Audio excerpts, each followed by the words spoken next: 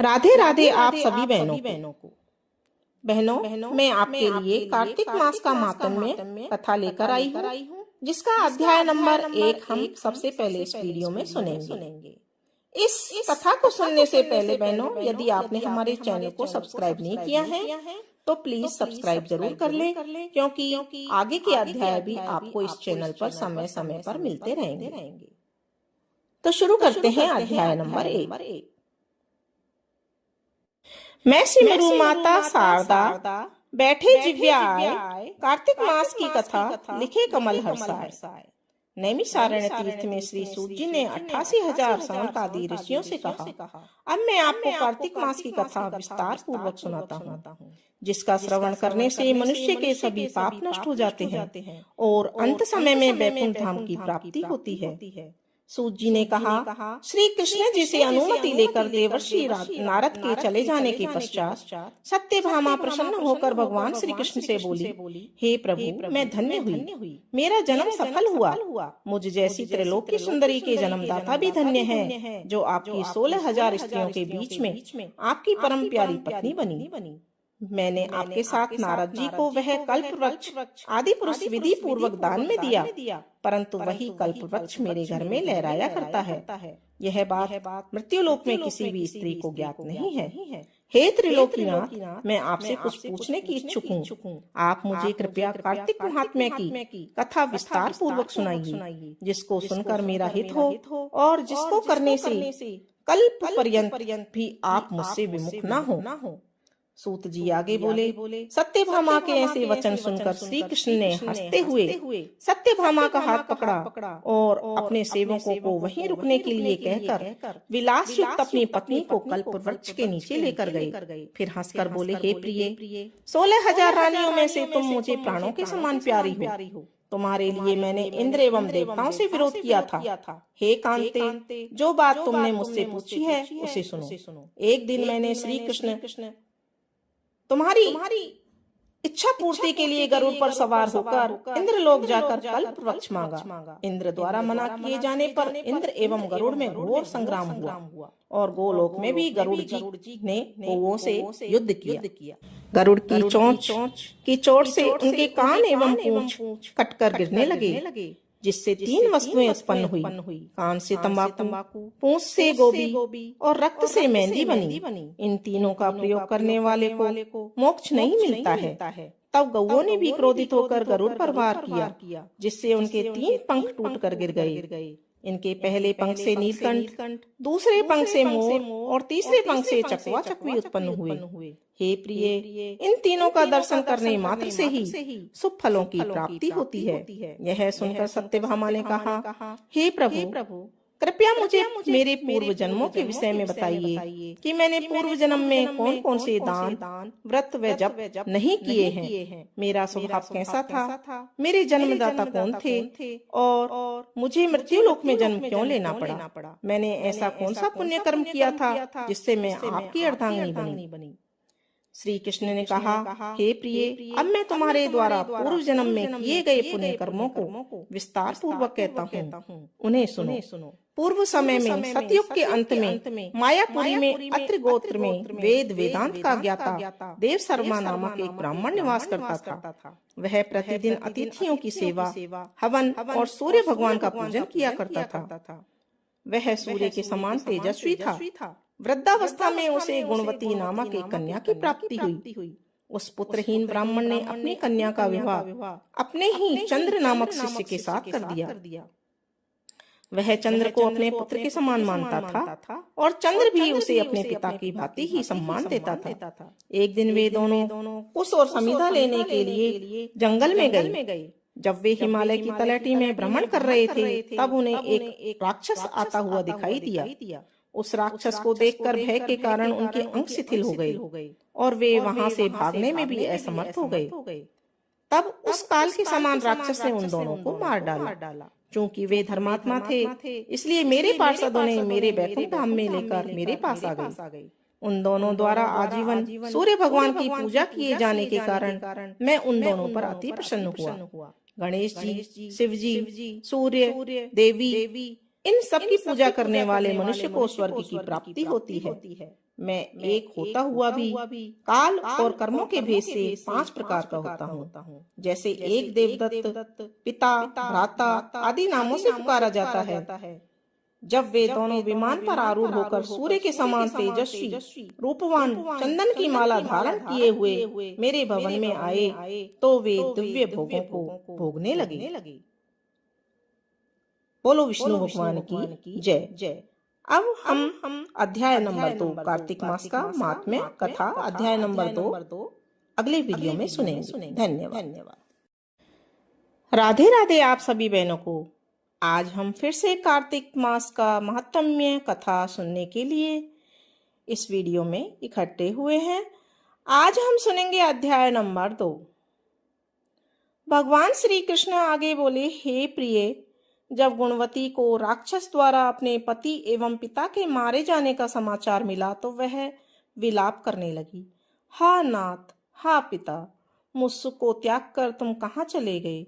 मैं अकेली स्त्री तुम्हारे बिना अब क्या करूं? अब मेरे भोजन, वस्त्र आदि की व्यवस्था कौन करेगा?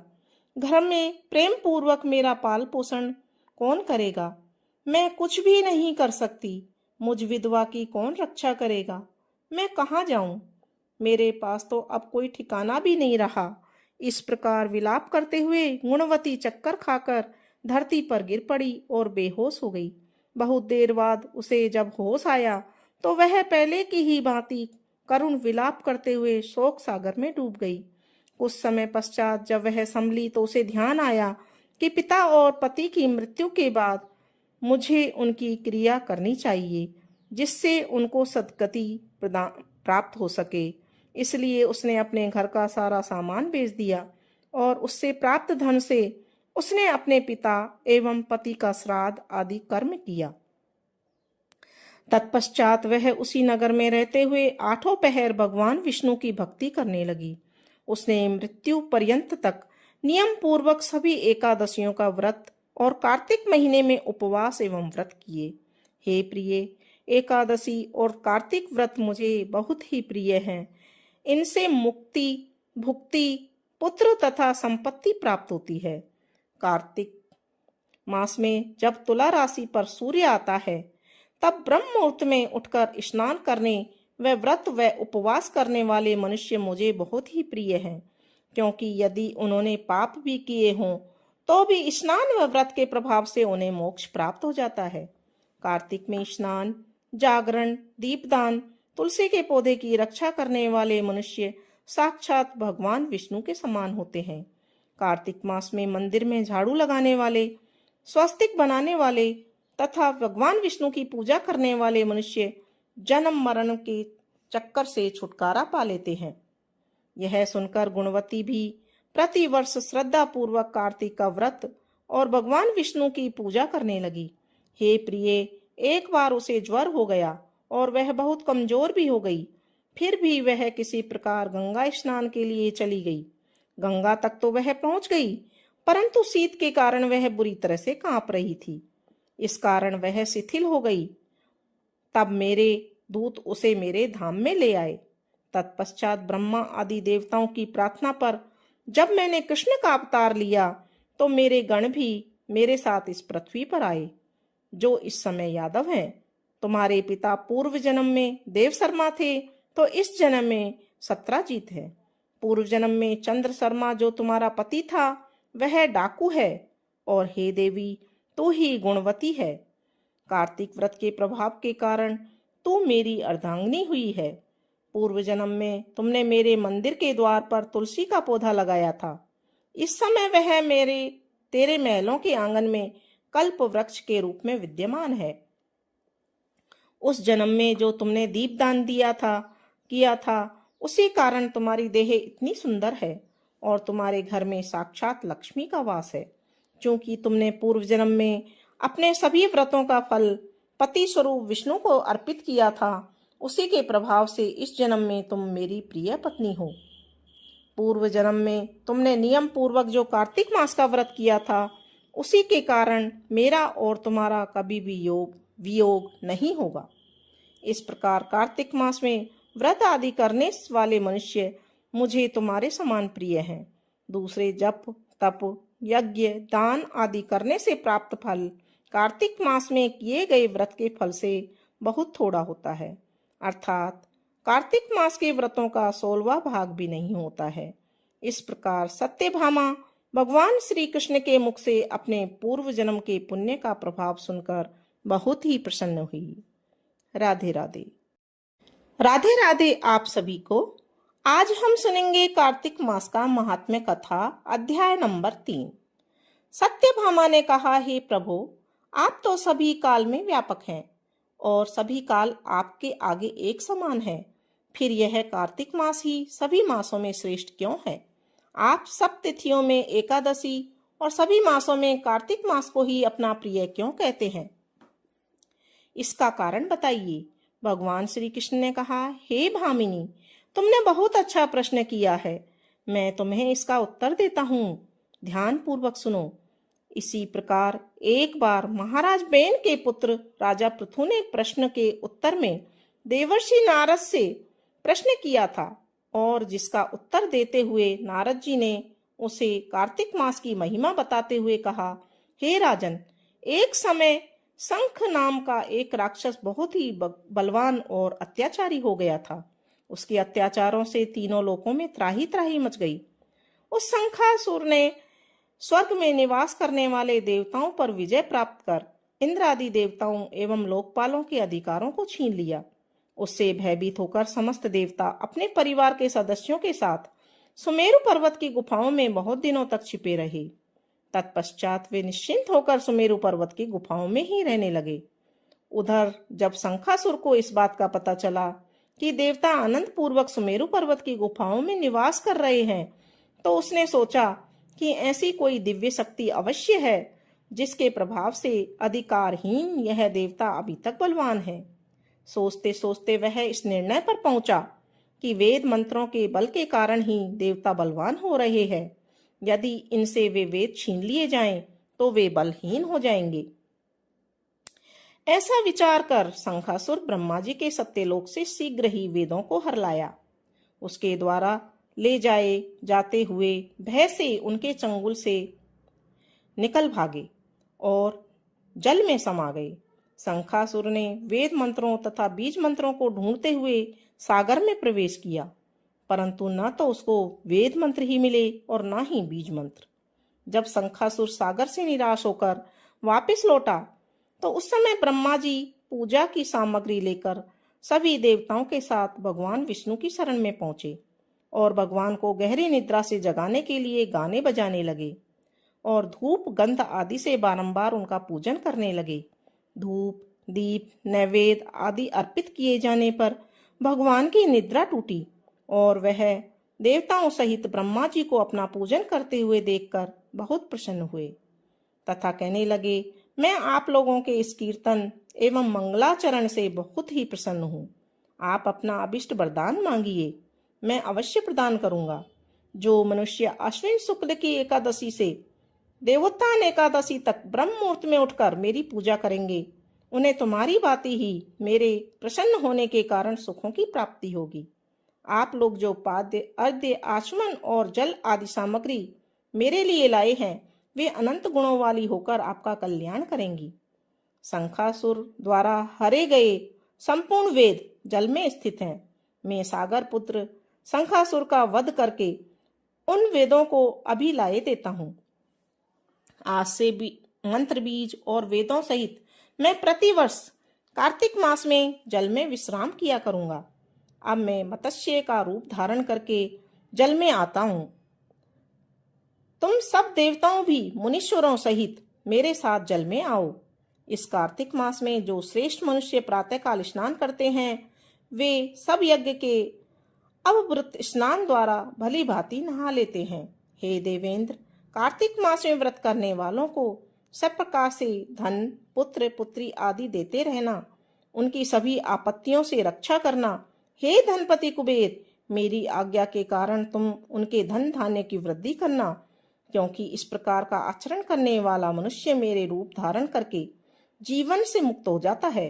जो मनुष्य जन्म लेकर मृत्यु पर्यंत विधि पूर्वक इस उत्तम व्रत को करता है, वह आप लोगों का भी पूजनीय है।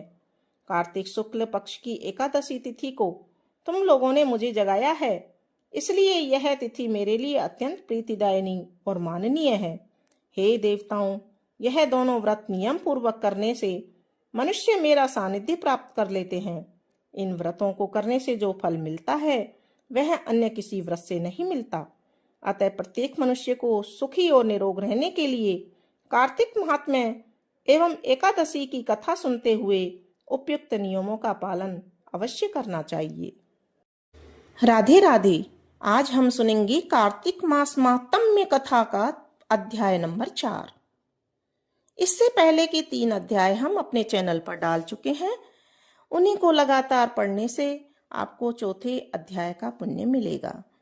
नारद जी ने कहा, ऐसा कहकर भगवान विष्णु मछली का रूप धारण करके आकाश से जल में गिरे।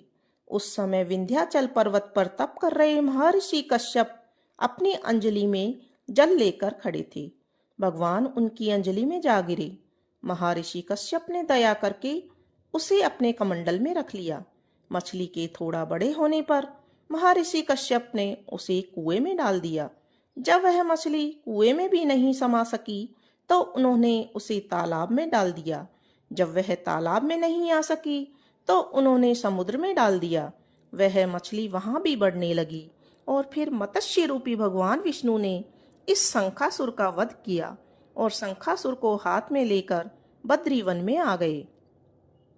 वहां उन्होंने संपूर्ण ऋषियों को बुलाकर इस प्रकार आदेश दिया, हे मुनीश्वरों, तुम जल के भीतर बिखरे हुए वेद मंत्रों की खोज करो और जितनी जल्दी हो सके उन्हें सागर के जल से बाहर निकाल लाओ।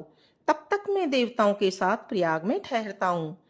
तब उन तपोबल संपन्न महर्षियों ने यज्ञ और बीजों सहित संपूर्ण वेद मंत्रों का उद्धार किया। उनमें से जितने बीज मंत्र जिस ऋषि ने उपलब्ध किए वही उन बीज मंत्रों का उस दिन से ऋषि माना जाने लगा। तदंतर सब ऋषि एकत्र होकर प्रयाग में आ गए।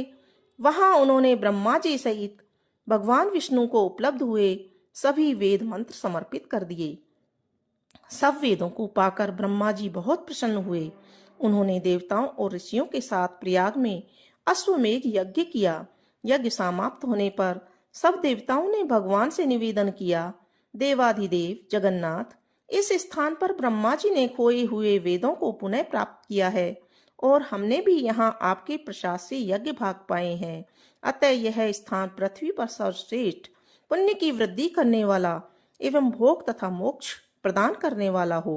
साथ ही यह समय भी महापुण्यमय और ब्रह्मघाती आदि महापापियों की भी शुद्धि करने वाला हो तथा तय स्थान यहाँ दिए हुए दान को अक्षय बना देने वाला हो। यह वरदान दीजिए।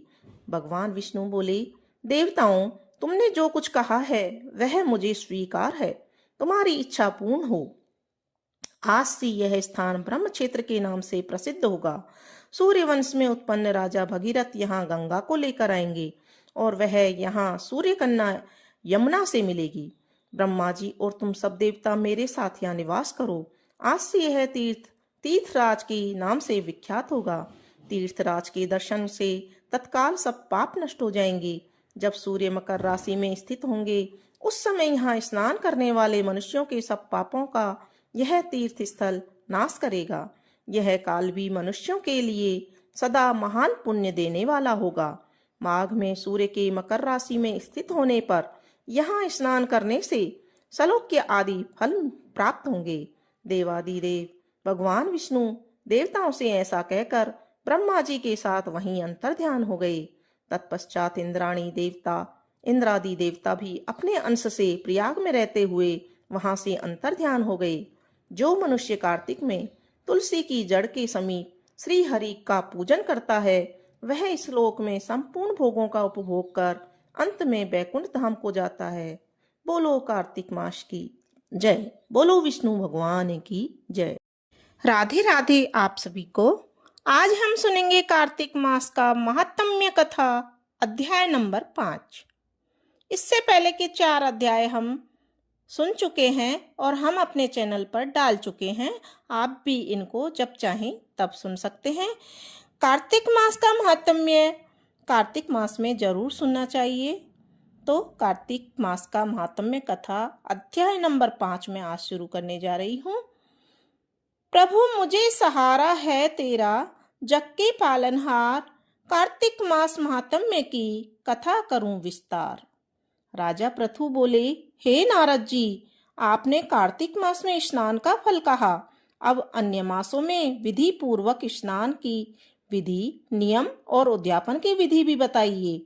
देवर्षि नारद ने कहा, हे राजन, आप भगवान विष्णु के अंश से उत्पन्न हुए हैं, अतः यह बात आपको ज्ञात ही है। फिर भी मैं आपको यथाचित विधान बतलाता हूँ। आश्विन माह में शुक्ल पक्ष की एकादशी से कार्तिकेय व्रत करने चाहिए। ब्रह्म मुहूर्त में उठकर जल का पात्र लेकर गांव से बाहर पूर्व अथवा उत्तर दिशा में जाना चाहिए। उसके बाद जो मनुष्य मुख शुद्धि नहीं करता, उसे किसी भी मंत्र का फल प्राप्त नहीं होता है।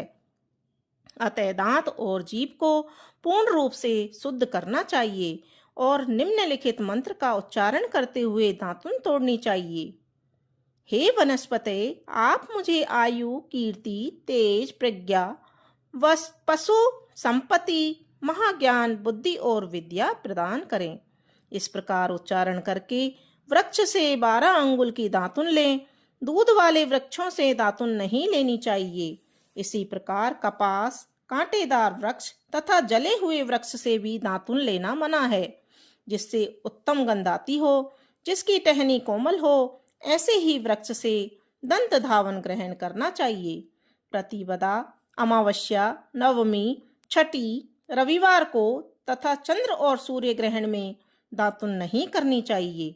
तत्पश्चात भली भांति स्नान कर फूल माला, चंदन और पान आदि पूजा की सामग्री लेकर प्रसन्न चित्त व भक्ति पूर्वक शिवालय में जाकर सभी देवी देवताओं की अर्घ्य, आचमनीय आदि वस्तुओं से पृथक पृथक पूजा करके प्रार्थना एवं प्रणाम करना चाहिए। फिर भक्तों के स्वर में स्वर मिलाकर श्री हरि का कीर्तन करना चाहिए। मंदिर में जो गायक भगवान श्री हरि का कीर्तन करने आए हों, उनका माला, चंदन, तांबूल आदि से पूजन करना चाहिए, क्योंकि देवालय में भगवान विष्णु को अपनी तपस्या, योग और दान द्वारा प्रसन्न करते थे। परंतु कलयुग में भगवत गुणगान को ही भगवान श्री हरि को प्रसन्न करने का एकमात्र साधन माना गया है। नारद जी राजा पृथु से बोले, हे राजन, एक बार मैंने भगवान विष्णु से पूछा कि हे प्रभु, आप सबसे अधिक कहाँ निवास करते हैं? इसका उत्तर देते हुए भगवान ने कहा, हे नारद, मैं बैकुंठ या योगियों की हृदय में ही निवास नहीं करता, अपितु मेरे भक्त जहाँ मेरे भक्त कीर्तन करते हैं, मैं वहाँ अवश्य निवास करता हूँ। जो मनुष्य चंदन, माला आदि से मेरे भक्तों का पूजन करते हैं, उनसे मेरी ऐसी प्रीति होती है जैसी कि मेरी पूजन से भी नहीं हो सकती।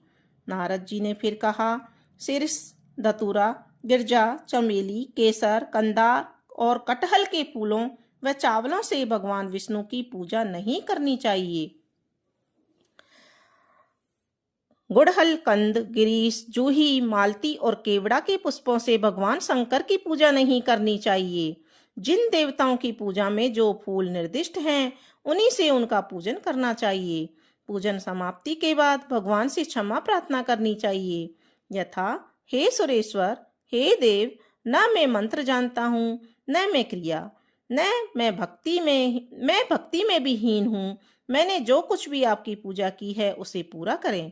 ऐसी प्रार्थना करने के पश्चात साष्टांग प्रणाम करके भगवत कीर्तन करना चाहिए, श्री हरि की कथा सुननी चाहिए और प्रसाद ग्रहण करना चाहिए।